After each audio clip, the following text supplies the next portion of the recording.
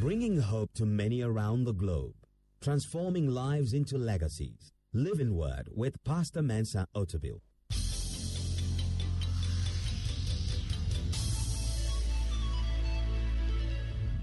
And now, today's word.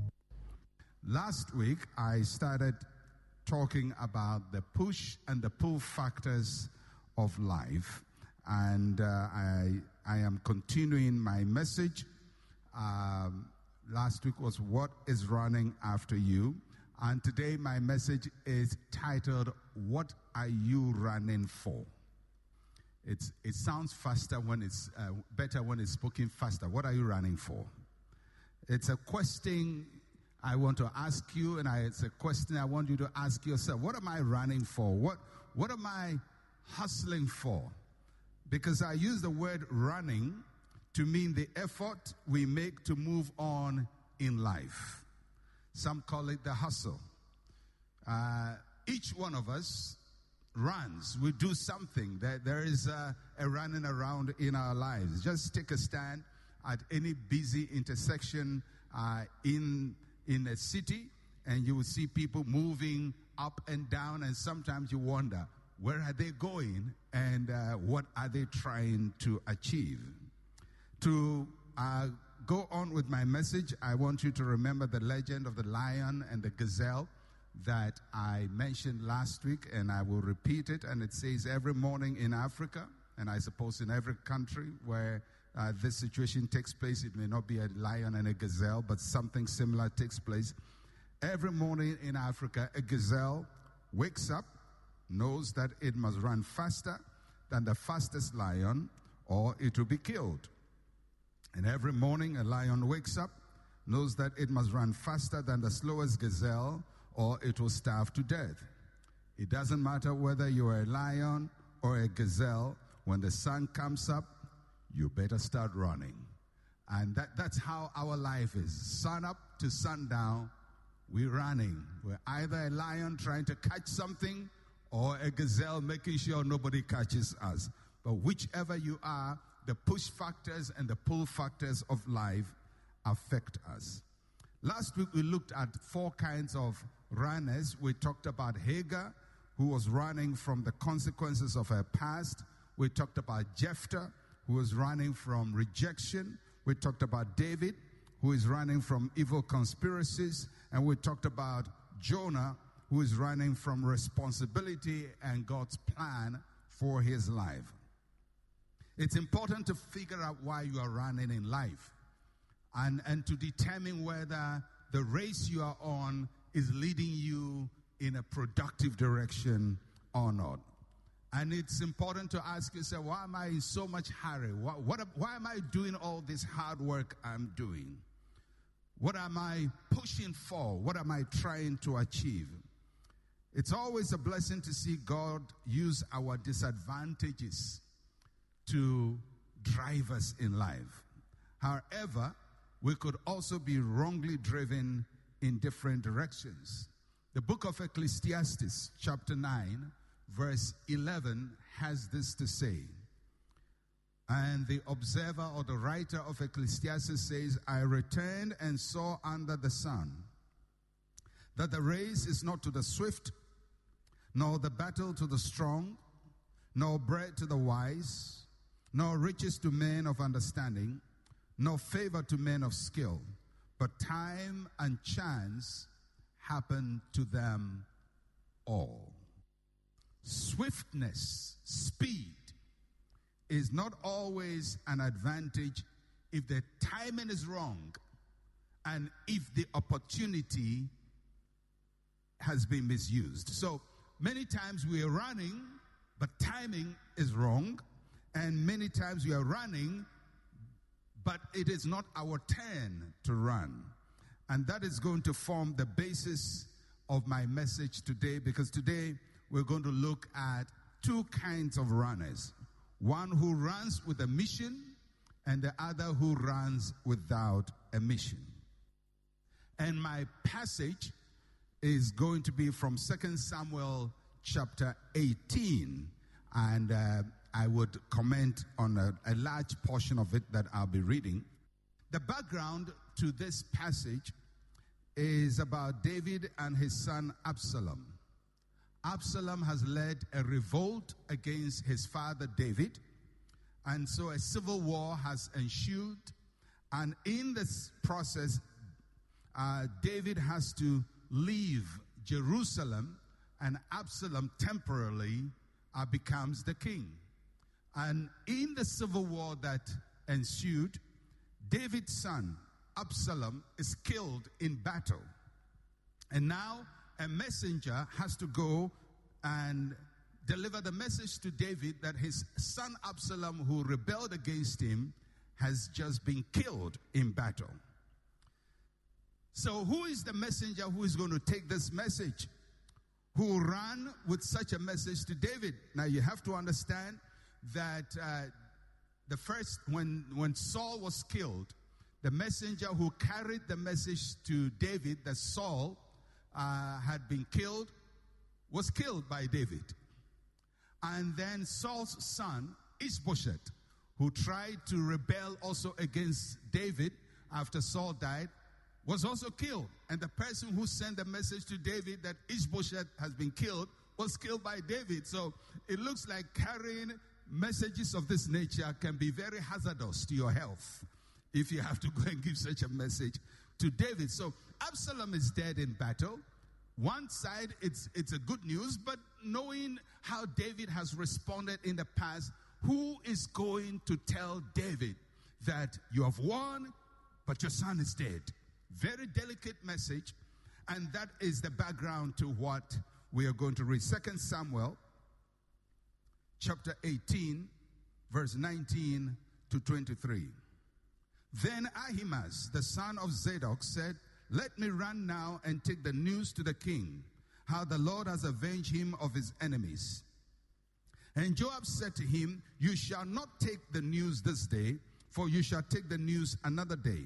But today you shall take no news, because the king's son is dead."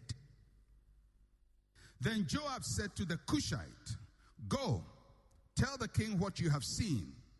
So the Cushite bowed himself to Joab and ran. And Ahimaaz, the son of Zadok, said again to Joab, "But whatever happens, please let me also run after the Cushite."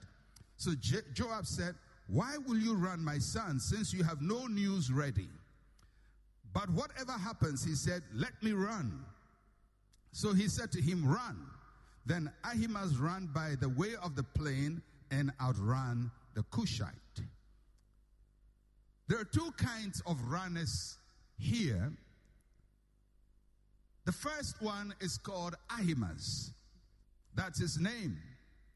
His name actually in Hebrew means "my brother is wrath," or "my brother is anger."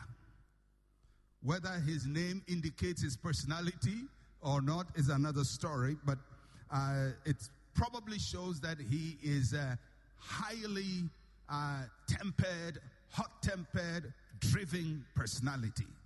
He's a person who you will call he's an action man. He's a person who always wants to do something. And the passage describes Ahimaaz as the son of Zadok. Zadok is the priest.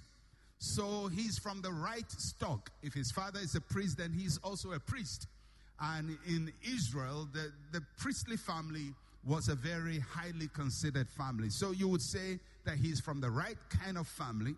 Secondly, he's a faster runner than the other guy who is being sent with a message. He is a very, very good runner. He's got speed. He's swift. Thirdly, he's a trusted messenger of David, because if you read passages from 2 Samuel chapter 15, verse 35 to 36, you realize that this was not the first time that he had carried messages for David. It was something that he did. In 2 Samuel chapter 17, he carried messages to David. So this is a man with a trusted record of carrying messages. If you read, just to read the 2 Samuel 17, verse 15 to 17. Then Hushai said to Zadok and Abiathar the priest, Thus and so Ahithophel advised Absalom and the elders of Israel, and thus and so I have advised. Now therefore send quickly and tell David, saying, do not spend this night in the plains of the wilderness, but speedily cross over, lest the king and all the people who are with him will be swallowed. Now Jonathan and Ahimaaz stayed at En-Rogel, for they dared not be seen coming into the city. So a female servant would come and tell them, and they would go and tell David. So this Ahimaaz, he's a courier for David. He's smart. He's a priest. He's got speed. He's trusted. He's got experience. He's the right man for the job. So if you were assessing the situation at the moment, David has to hear a message. It's a delicate message. It has to get to him quickly. This is a trusted messenger. Ahimaaz, he's done it all the time. David knows him. His father is a priest. He's got speed. Everything seems to indicate that for this moment, Ahimaaz must go on this message or on this mission. Yet, he's not sent. He's not picked. The race is not to the swift all the time. Sometimes people who seem to have everything together may be jumped over. And there is a second runner. The second runner is called the Cushite. That is a description, is not a name. His name is not mentioned. He is just mentioned by his tribe or by the way he looked. He is a Cushite. Literally, it means the black man. He is a man with no name. He's supposedly trusted because he's around in the corridors of power. So there is a crisis. And this is the first time we are hearing him being called to service. Joab said to the Cushite, go tell the king what you have seen. So the Cushite bowed himself to Joab and ran. He has two things that Ahimaaz doesn't have. He has a mission and he has a message. A mission and a message. But he does not have speed. He does not come from a royal family. He does not come from the priestly flock. He does not even know the shortcuts of the terrain. And he is not addressed by name. So if you look at these two people, Ahimaaz is known by name. His parenthood is right. He's got speed. He's got pedigree. He's got the credentials. He should send a message. Cushite. No pedigree, no name, doesn't have the speed, doesn't know the terrain so well, but he is called to do the job. The race is not always to the swift. There will be an opportunity that comes that doesn't always favor the most highly qualified. He has a message. He's the man for the hour. There are those who run in life because they have a message and a mission, and then there are those who run in life because they just can't stand still. They need to be seen. And Ahimaaz was like that. He's an action person. He can't stand still. And I want you to listen to Ahimaaz's questions or statements. He says, let me run now. Let me run now. It's a spirit of entitlement. Then he says, whatever happens, let me also run. A spirit of competition. This guy says, the message must be given, and I am going to give the message. Joab said to him, you will not give the message because it is above your pay grade. It is beyond you. Why? Because the king's son is dead. And history shows if you don't have what it takes to carry this message, you get into trouble. So although you have qualified, you will not go. But he says, whether I have a message or not, I will go. There are people like Ahimaaz in our world.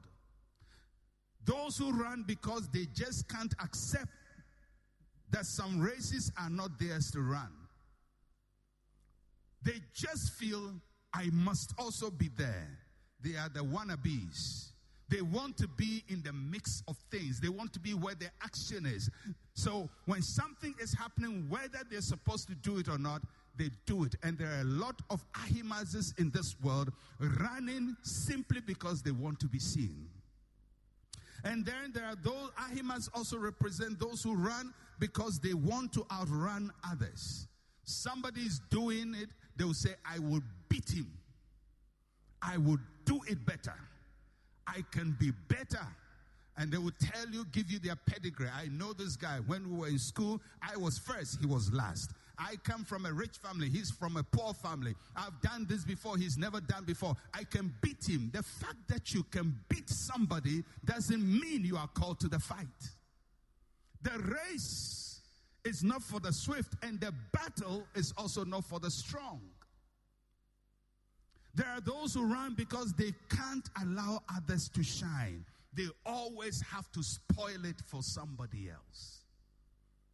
And there are people like that, and I hope you are not one of them. I hope you are not one of those who run because you just can't stand that it's somebody's turn. You just can't stand that somebody you think is inferior to you has got an opportunity you don't have. You just can't stand that somebody you think you are better than has a door open.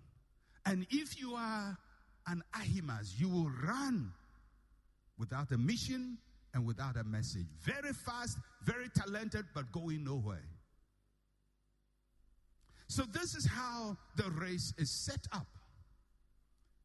And Joab, the general of David's army, says, listen, Ahimaz, we know everything about you, but you're not running. He says, whether you like it or not, I am running. So eventually Joab says, run. It is those kinds of permission when they give you, you don't take it. You are forcing it and you are told, okay, if you want to do it, go ahead and do it. It's going to be a long time, a great effort, but you're going to achieve nothing. So let me ask you a question. Between these two, for the race you are running now, are you an Ahimaz or a Cushite? Are you running purposefully because you are supposed to run, or you are running because you can't stand the person who is running? You can't stand the person who is winning. You can't stand the person you think you are better than, who seems to be doing well. If he can do 3, I can do 10. If he can do 10, I can do 100. I know him, I'm better than him, I can beat him. And there are many people running races like that. Life is an incessant competition. Even when there is no competition, they will invent one. Somebody buys a shoe, you must buy a better one. Somebody buys a car, you must buy a nicer one. Somebody builds a house, you must get more bedrooms than he has. Your whole race in life is to say, I can't allow the Cushite to run and me stand. There will come a time, and that's what Job is telling Ahimaz. A time, another message will come and you will be given the opportunity, but this particular one is not for you. May God help you. May God help you not to run because somebody else is running.